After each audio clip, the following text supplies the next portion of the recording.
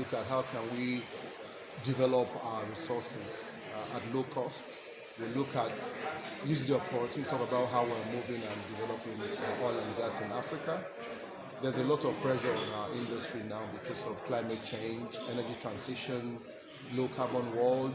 But we're also saying that, look, Africa is still blessed with a lot of natural resources, oil, gas, gold, diamond, and therefore the Western world have also developed using these resources. So they should also try and allow Africa that is still undeveloped with a lot of unemployment, poverty issue, there is no electricity, there's so much, things are so expensive. So we want to also use these resources to help us develop, and at some point in time we can then begin to move towards a new energy world. But we strongly believe we need to live in a world with a low temperature. So Paris Climate Accord, we believe in it.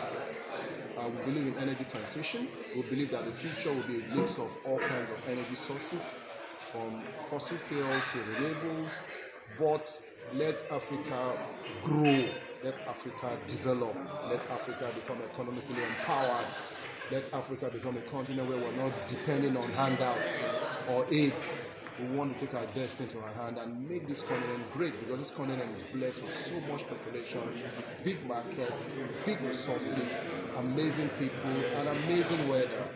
That's the story we're trying to tell. So the Iadc conference is just one of those forums where we look at how can we develop our resources to the benefit of African, because government really is the most powerful agencies to ensure that the laws are made correctly and the laws are implemented, and no foreigner or anybody that is local is allowed to contravene these laws. Because when you pollute environment, you're actually destroying life. That's something that's a big. Look at the whole climate change today. It's because we want to protect the environment. So if you go to Europe, America, you cannot just flare gas. You can't pollute the environment. The problem we see here, there are some companies that are coming in, especially from China, most especially, coming in and destroying the environment. But the honest truth is, if we as Africa who own this environment put the right laws, enforce it, and say nobody will come and destroy our land, nobody will come and destroy our land. But when we have people who are corrupt here, they collect bribe, they compromise or not comply with the law, they allow these people to come and do whatever they want to do. So we have to step up and protect the environment so that our children can have a future where the environment will be safe and clean for them to live in. Government will plan an area. They will say some areas are designated reservation, they reserve forests, so you don't go there. There's area where you can build, develop, the area you build infrastructure, but government has not done well. And government needs to get back into doing its own role. If government does what it's doing, there's town planning, there's approval. Before you can do any activity, you have to apply for approval. If the government does the right thing, then we can protect the environment, and you will not see like what you're saying to the people are just doing things anyhow. It's just chaos and banana republic. That is what we need to stop. And we also, as citizens, we need to support government in ensuring that we comply with the land, the rules of the land. Some of the rules are there, the laws are there, but we're not complying with the laws, and also government is not enforcing the laws. Again, it goes down to corruption in a lot of government I see across Africa. So those are some of the challenges we have to face and address. Nigeria is also driving renewable energy. In Seplat, we're looking at investing in solar, we're looking at investing in renewable energy, in addition to investing in oil and gas. Like I did present, I said we're also looking at how do we produce oil and gas without destroying the environment. So no oil spill, stop flaring of gas, reduce emission, use a lot of solar energy where you can, stop burning diesel, for example, use gas to generate power. So there's a whole lot which Nigerian government is already pushing across and asking investors to support the government. The government just passed what they call the Petroleum Industry Act, which is a bill which encourages a lot more investment in the midstream, upstream, and also the new energy sector. So that's what we're driving in my company. We're really partnering with government and trying to work the energy transition. So that's what we're doing on our own side. Ghana has always been a very peaceful. Ghana is lucky in the sense that it's a smaller country, 30-something million. Nigeria is over 200 million. Nigeria did not get a lot of things right. That's why there's a lot of agitation in terms of resource control. So there's a lot which I think Ghana has learned in Nigeria, in my view, and I think Ghana is doing the right thing now. Start with this international oil company. With time, Ghanaian companies have to take over the business slowly. They also have to ensure that the laws that govern the business is transparent.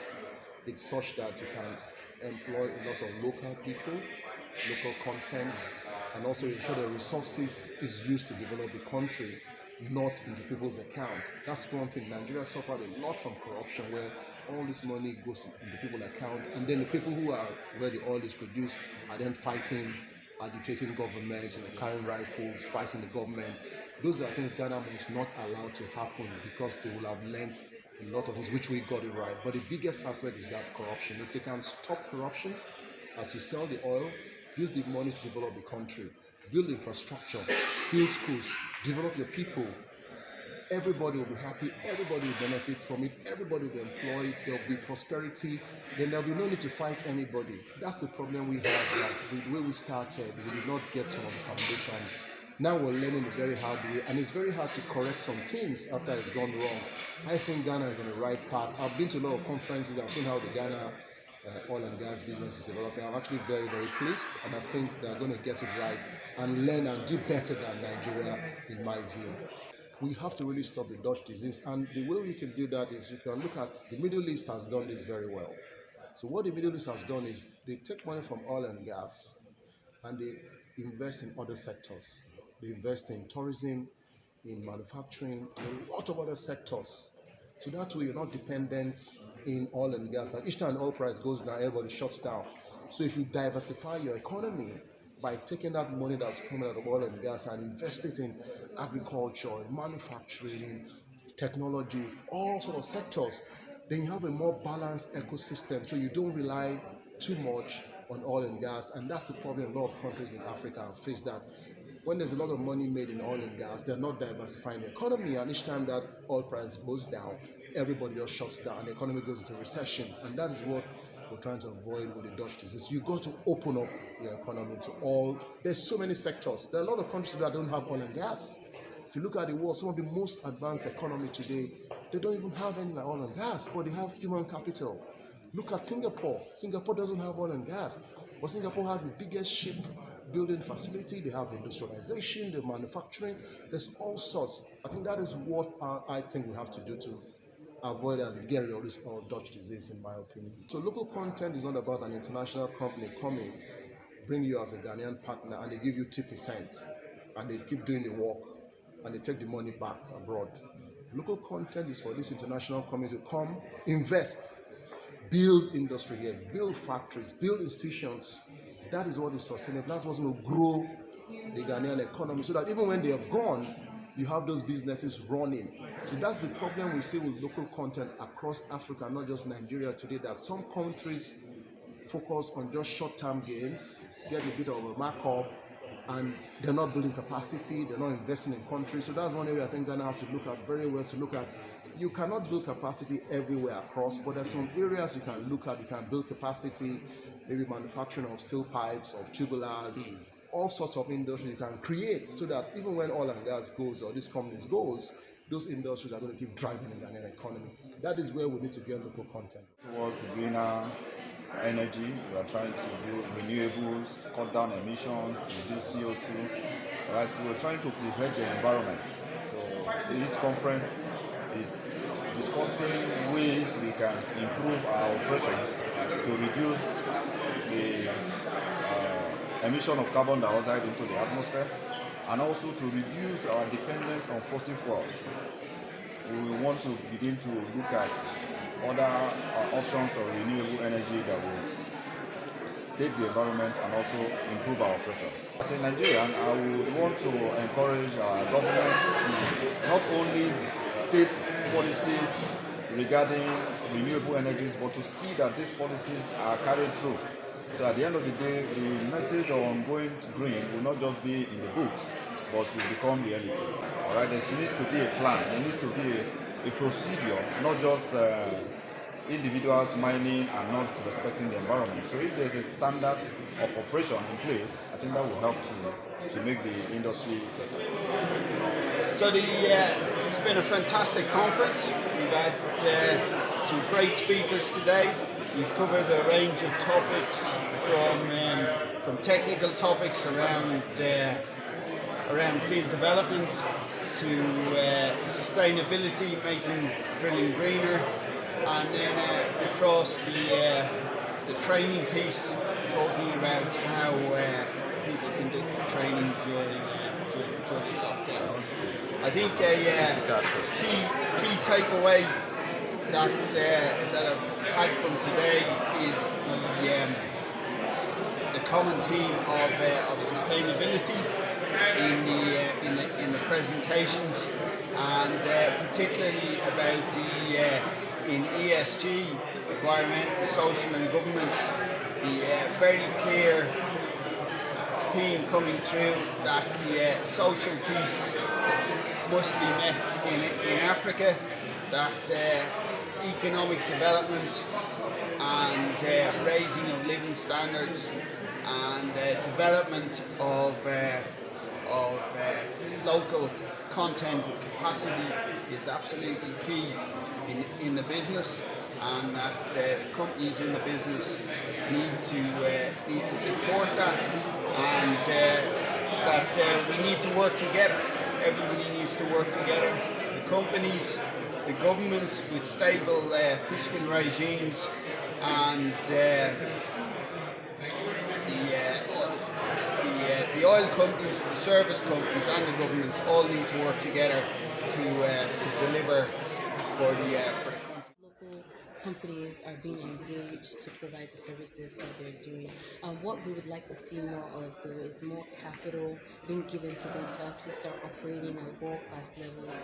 Also more training that should be made available for them as well, to be able to provide these services at that same skill and at that same level. But what we're seeing is a lot of resilience with the local companies. They're pushing, they're fighting, regardless of what the macroeconomic conditions and environment may be. So there's a lot of local content now that we're seeing. More local oil and gas companies are coming up and doing a lot of things in the space. That local communities are well taken care of. There must be that communication between the companies and the local communities, because at the end of the day, the local communities are the ones that feel the products, the minerals, they come from there, and so you can't just extract it and go away. You must put it back within the community, in the area of development, in the area of infrastructure, in the area of just investing in those communities as well. It's very key. If they can get that right from the get-go, things will definitely get a lot better. Education is very key, so that people from the local communities can be hired to actually provide these services and these jobs. So that's number one. Number two is also capital, investing in them. If they have business ideas, supporting systems, supporting businesses that could actually help support whatever oil and gas industries are in the local communities, that would also be very helpful for them. And then just other infrastructures as well that people need. Healthcare, people need security. They need to know that they can go to bed at night in peace and not worry about insecurity in the area. So these are other things that really need to be taken care of. The Nigerian government has actually started doing a lot. They've put a lot of investment in this project called the Deep Blue Project, which is much of what we talked about here. They invested a lot of money in equipment, which on one hand is really good. You're seeing it tackle the security situation. The future really is very uncertain for the industry. So it should be at the forefront of your mind of how do you evolve?